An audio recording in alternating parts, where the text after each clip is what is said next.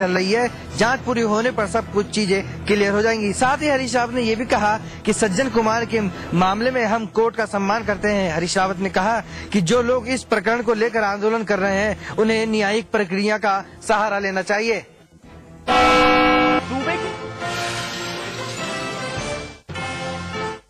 और इस वक्त एक बड़ी खबर महोबा से दो गुटों में जबरदस्त फायरिंग हुई है। पिछले 2 घंटे से ये फायरिंग चल रही है। चरखारी इलाके के रेवई गांव की यह घटना है। मौके पर पुलिस पहुंच चुकी है। गांव के अंदर घुसने की कोशिश कर रही है पुलिस। इस वक्त की बड़ी खबर हम आपको महोबा से बता रहे हैं। यहां पर 2 गुटों के बीच फायरिंग हुई है। पिछले 2 घंटे से यहां गोलीबारी चल रही है। गांव के अंदर घुसने की पुलिस कोशिश कर रही है। चरखारी इलाके की ये घटना है।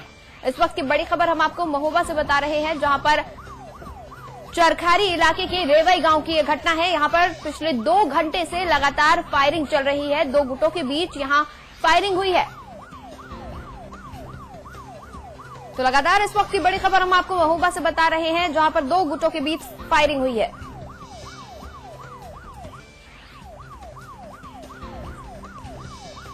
और इस वक्त हमारे साथ रविंद्र निगम हमारे संवाददाता जुड़े हुए हैं। रविंद्र, इस वक्त क्या कुछ स्थिति बनी हुई है और कौन है ये 2 गुट? देखिए, मैं बता दूं कि पिछले 2 घंटे से जो है चरखारी कोतवाली क्षेत्र के रेवई गांव में 2 गुटों में लगातार फायरिंग हो रही है और पुलिस मौके पर है। गांव के बाहर खड़ी होकर जो गांव के अंदर घुसने की कोशिश कर रही है। रविंद्र, इन 2 गुटों के बारे में क्या कुछ पता चल सका है? कौन लोग हैं ये? देखिए, काफी समय हो चुका है क्योंकि गांव का माहौल है और लोग जल्दी सो जाते हैं, इसलिए कुछ बता पाना निश्चित नहीं है कि आखिरकार किन किन लोगों के बीच में गोलीबारी हो रही है। लेकिन अभी फिलहाल जो है गोली की आवाज सुनाई दे रही है और लगातार गोलियां चल रही हैं और पुलिस फोर्स लगातार गांव के अंदर जो घुसने की कोशिश कर रहा है। बहुत बहुत शुक्रिया रविंद्र उस तमाम जानकारी के लिए। महोबा में 2 गुटों के बीच जबरदस्त फायरिंग हो रही है। मौके पर पुलिस पहुंच चुकी है, लेकिन अब तक गांव के अंदर नहीं घुस पाई है। आपको बता दें, चरखारी इलाके के रेवई गांव की यह घटना है, जहां पिछले 2 घंटे से फायरिंग चल रही है।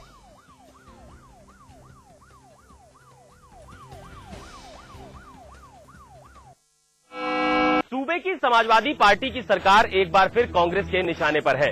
कांग्रेस का ये दावा है कि सूबे में समाजवादी पार्टी की सरकार बनने के बाद लगातार अल्पसंख्यकों की अनदेखी की जा रही है।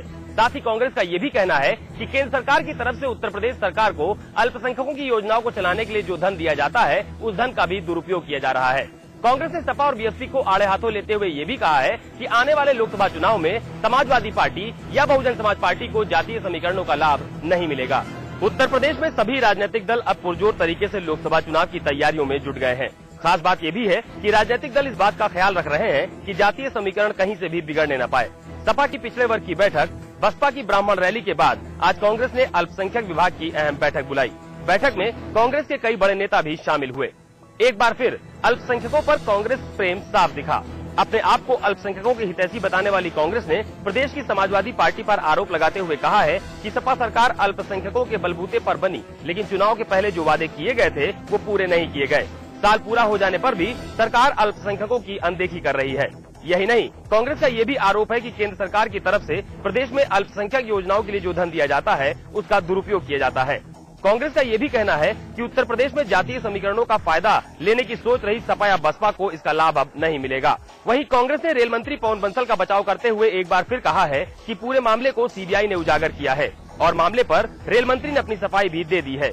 लेकिन ये भी तय है कि असली सच केवल सीबीआई ही जानती है। साथ ही कांग्रेस ने ये भी कहा है कि जब भी वो केंद्र सरकार को किसी घोटाले की जानकारी मिली है तो उसमें तुरंत कार्रवाई की गई है। कांग्रेस कभी धृतराष्ट्र नहीं बनी। बहरहाल समाजवादी पार्टी और बहुजन समाज पार्टी को जातीय समीकरणों का लाभ न मिलने की बात कहने वाली कांग्रेस शायद ये भूल रही है कि वो खुद भी अल्पसंख्यकों को रिझाने में लगी हुई है। ऐसे में आने वाले चुनाव में कांग्रेस को जातीय समीकरणों का कितना लाभ मिलता है, ये देखने वाली बात होगी। लखनऊ के नदवा कॉलेज में हुए सुतली बम धमाके ने राजनीतिक दलों को अपनी सियासत चमकाने का मौका दे दिया है। 3 दिन बाद मुख्यमंत्री नदवा कॉलेज पहुंचे। पूरे लाव लश्कर के साथ मुलाकात की। नदवा प्रमुख मौलाना राबे हसन नदवी से भरोसा दिलाया कि अब इस तरह की घटनाएं नहीं होंगी। अधिकारियों को जरूरी निर्देश दिए। मुख्यमंत्री निकले ही थे कि कांग्रेस का प्रतिनिधिमंडल भी पहुंच गया अपनी हाजिरी दर्ज कराने। दुनिया भर में मशहूर इस्लामिक तालीमी संस्था लखनऊ के नदवा कॉलेज के गेट पर 3 दिन पहले सुतली बम का छोटा धमाका हुआ था। अधिकारियों के 18 घंटे तक नदवा न पहुंचने से हुई किरकिरी के बाद रविवार की सुबह यूपी के मुख्यमंत्री अपने लाव लश्कर के साथ नदवा पहुंच गए। वहां पहुंचकर मुख्यमंत्री ने नदवा प्रमुख और all India Muslim personal law board के अध्यक्ष मौलाना राबे हसन नदवी से आधे घंटे मुलाकात की। मौलाना ने किसी पर शक तो जाहिर नहीं किया, पर ये जरूर कहा कि इस मामले में की जांच होकर दोषियों के खिलाफ कार्रवाई होनी चाहिए। साथ ही ये भी ताकीद की कि इस बहाने सियासत नहीं होनी चाहिए। मुख्यमंत्री ने मामले के खुलासे का भरोसा दिया। साथ ही ये भी कहा कि ये काम सिर्फ सरकार को बदनाम करने की साजिश है। मुख्यमंत्री की मुलाकात के दौरान वरिष्ठ कैबिनेट मंत्री अहमद हसन, मुख्यमंत्री के प्रमुख सचिव राकेश गर्ग, लखनऊ के जिलाधिकारी और एसएसपी मौजूद रहे। मुख्यमंत्री ने इस तरह की घटना को रोकने के लिए कई निर्देश दिए हैं। मुख्यमंत्री की नदवा पहुंचने की खबर मिलते ही कांग्रेस भी अपने दलबल के साथ नदवा पहुंच गया। मुख्यमंत्री के निकलते ही ये दल भी नदवा प्रमुख से मिला। इस दल की अगुवाई खुद कांग्रेस अध्यक्ष निर्मल खत्री ने की। खत्री ने मौलाना से मिलकर हालचाल लिया और घटना की निंदा की। यूपी की सियासत में मुस्लिम वोट कितने अहम है, ये यूपी की राजनीति की जानकारी रखने वाला हर शख्स जानता है। ऐसे में नदवा का महत्व सभी दलों को पता है और इस धमाके ने सभी दलों को अपने अपने अंदाज में राजनीति करने का एक मौका जरूर दे दिया है। उत्तराखंड में सत्ताधारी कांग्रेस में हार को लेकर रार जारी है। दरअसल सत्ता में रहते उम्मीद के मुताबिक नगर निकाय चुनावों में नतीजे नहीं आ पाए हैं, जिसके बाद प्रदेश के नेतृत्व को बदलने की फिर से मांग उठी है। पार्टी के नेताओं का कहना है कि अगर वक्त रहते संगठन में बदलाव नहीं किया गया तो लोकसभा चुनावों में भी नतीजे अच्छे नहीं होंगे। नगर निकाय चुनावों के परिणाम क्या है? उत्तराखंड की सत्ताधारी कांग्रेस में फिर से घमासान शुरू हो गया है। कांग्रेस के एक धड़े ने प्रदेश अध्यक्ष यशपाल आर्य को उनके पद से हटाने की मांग शुरू कर दी है। कांग्रेसियों का कहना है कि सत्ता में रहते अगर पार्टी बेहतर प्रदर्शन नहीं कर पाई तो इसके लिए प्रदेश का नेतृत्व जिम्मेदार है। पूर्व कैबिनेट मंत्री हीरा सिंह बिष्ट का कहना है कि टिहरी उपचुनाव में हुई पार्टी प्रत्याशी की हार के बाद मंथन होना चाहिए था, लेकिन ऐसा नहीं हुआ। यही वजह है कि नगर निकाय चुनावों में भी पार्टी को उम्मीदों के मुताबिक सीटें नहीं मिल पाई हैं। इसलिए वक्त रहते इस पर मंथन की जरूरत है। अगर ऐसा नहीं हुआ तो आने वाले लोकसभा चुनावों में भी नुकसान उठाना पड़ सकता है। वहीं पार्टी प्रवक्ता सुरेंद्र कुमार का कहना है कि अगर किसी एक को जीत का श्रेय दिया जाता है तो हार की जिम्मेदारी भी तय होनी चाहिए, वरना पार्टी संगठन और कमजोर होगा। सभी जानते हैं कि उत्तराखंड में सत्ताधारी कांग्रेस केंद्रीय मंत्री हरीश रावत और प्रदेश अध्यक्ष यशपाल आर्य के खेमों में बटी हुई है। हरीश रावत आर्य के कैबिनेट मंत्री बनने के बाद से ही उन्हें प्रदेश अध्यक्ष पद से हटाने की मांग करते रहे हैं। चूँकि अब नगर निकाय चुनावों में कांग्रेस को सत्ता में रहते हुए उचित सीटें नहीं मिल पाई हैं, लिहाजा हरीश रावत का खेमा फिर से आर्य को हटाने की मांग को लेकर सक्रिय हो गया है। मैनपुरी थाना ओछा के जसराना रोड पर एक जमीनी विवाद को लेकर एक दरोगा ने अपने साथ ले गए सिपाहियों के साथ ग्रामीणों की जमकर पथराव और मारपीट। इतना ही नहीं, ग्रामीणों ने दरोगा सहित सिपाहियों को भी बना लिया है बंधक। बाद में पहुंचा जिले के आला अफसरान के साथ में जिले का भारी फोर्स, लेकिन ग्रामीणों ने उनको भी नहीं बख्शा। जबकि ये जमीन एक मिश्रा जी की थी और यादव लोगों ने कुछ फर्जी बैनामा कराकर उस पर किया था कब्जा। लेकिन जब जिले प्रशासन के काफी आला अधिकारी पहुंचे तो ग्रामीणों ने उनको भी नहीं बख्शा, उन पर भी कर दी जम के पथराव और फायरिंग। जवाब में जब पुलिस ने भी आंसू गैस के गोले छोड़े और हल्की फायरिंग की, उसके बाद मामले को थोड़ा शांत किया गया। उसके बाद पुलिस ने करीब 1 दर्जन से ज्यादा लोगों को गिरफ्तार कर लिया गया है और कह दिए जांच चल रही है। वाराणसी के सारनाथ थाना इलाके में जमीन की पैमाइश के दौरान पुलिस और ग्रामीणों में जमकर झड़प हुई। विवाद को बढ़ता देख पुलिस अधिकारियों ने भारी पुलिस फोर्स बुलाई, जिसके बाद फोर्स ने ग्रामीणों की जमकर पिटाई की। दरअसल ये मामला वाटर प्लांट के जमीन की पैमाइश को लेकर था। ग्रामीण पैमाइश करने आए अधिकारियों को देख गुस्से में आ गए। ग्रामीणों ने मौके पर पहुंचे अधिकारियों पर हमला बोल दिया। आपको बता दें कि प्लांट के लिए जमीन का मामला उच्च न्यायालय में लंबित है। बुलंदशहर में कर्ज से परेशान एक परिवार ने गंगा में कूदकर खुदकुशी करने की कोशिश की। परिवार में 3 सदस्य की मौत हो गई, लेकिन महिला को बचा लिया गया। बुलंदशहर के नरोरा में अलीगढ़ के एक परिवार ने गंगा में डूबकर खुदकुशी करने की कोशिश की। ये परिवार अलीगढ़ के डोरी नगर का रहने वाला था।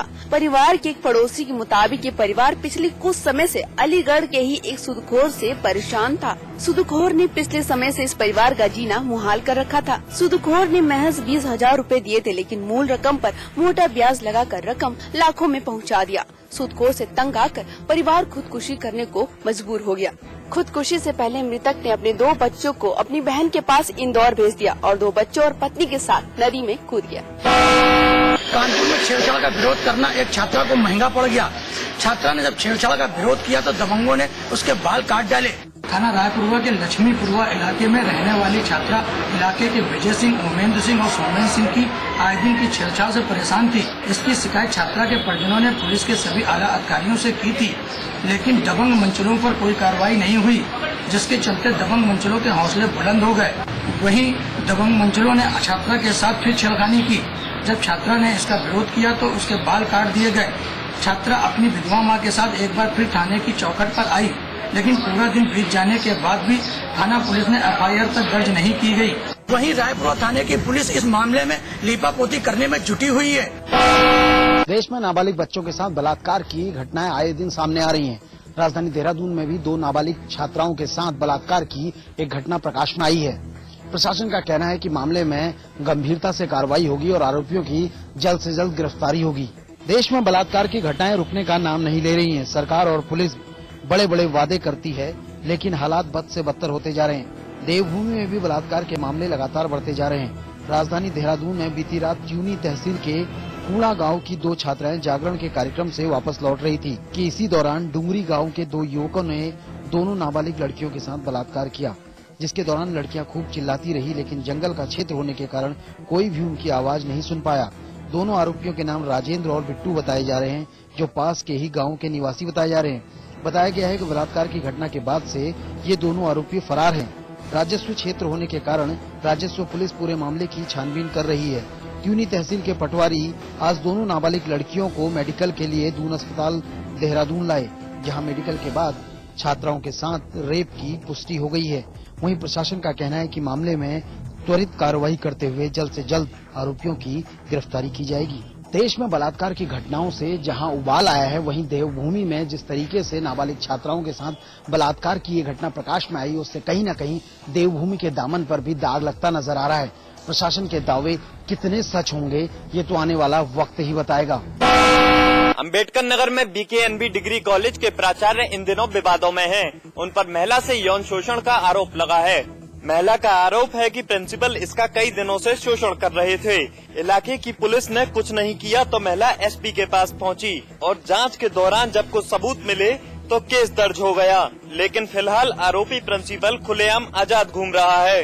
हर तरफ से मायूस महिला ने IG से गुहार लगाई है और सवाल पूछा है कि इज्जत बचाऊं या नौकरी।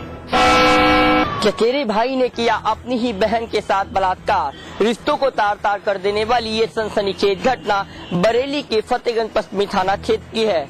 बहरहाल पुलिस ने मामला दर्ज कर आरोपी को गिरफ्तार कर लिया है। जिला अस्पताल में मेडिकल कराने आई अगर पीड़ित लड़की की माने तो बीती रात उसके घर वाले एक शादी समारोह में गए हुए थे। लड़की घर पर अकेली थी। तभी पड़ोस में रहने वाले सुनील ने उसके घर में जाता है और फिर उसको बंधक बनाकर उसके साथ बलात्कार की घटना को अंजाम दे डालता है। पूरी घटना के बारे में जब घर वालों को पता चलता है, वो थाने में इसकी कंप्लेन करते हैं और मौके पर पहुंची पुलिस आरोपी को गिरफ्तार कर लेती है। लड़की की उम्र महज अभी 12 साल ही है।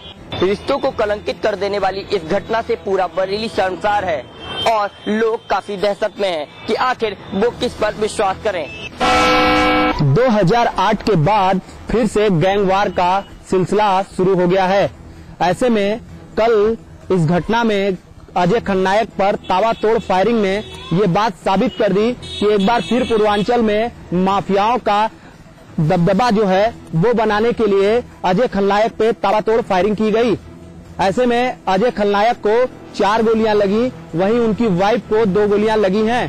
पूर्वांचल शुरू से ही माफियाओं के नाम से जाना जाता है, चाहे मुख्तार अंसारी की बात करें या ब्रजेश सिंह की या मुन्ना बजरंगी की। शुरू से ही पूर्वांचल माफियाओं के नामों से काफी सुर्खियों में रहा है। बीते दिनों 2008 में गैंगवार की घटनाएं सामने आई थी।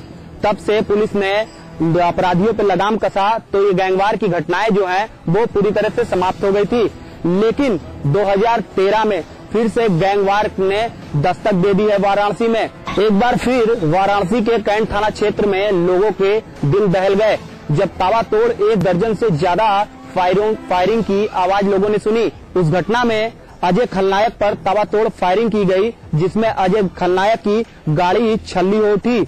इसमें मौके पे पहुंचे IG और DIG और SSP ने साफ पूर्वांचल के अलग अलग ठिकानों पर एक टीम गठित कर छापेमारी कर उन अपराधियों को खोज रही है जो 3 अज्ञात अपराधियों ने अजय खलनायक पे फायरिंग की थी। वहीं सूत्रों की माने तो ब्रजेश सिंह को 1 तारीख को तिहाड़ जेल के लिए रेफर किया गया था और 2 तारीख को जब वो तिहाड़ जेल पहुंच जाते हैं तो उनके काफी करीबी जाने वाले अजय खलनायक बिल्कुल कमजोर हो जाते हैं। इसी का फायदा उठाकर अपराधियों ने ताबड़तोड़ फायरिंग अजय खलनायक पर कर डाला और अब पुलिस 3 अज्ञात लोगों पर मामला दर्ज कर खोज रही अपराधियों को। लखनऊ पुलिस के हाथ लगी है आज एक बड़ी कामयाबी। जी हां, शहर में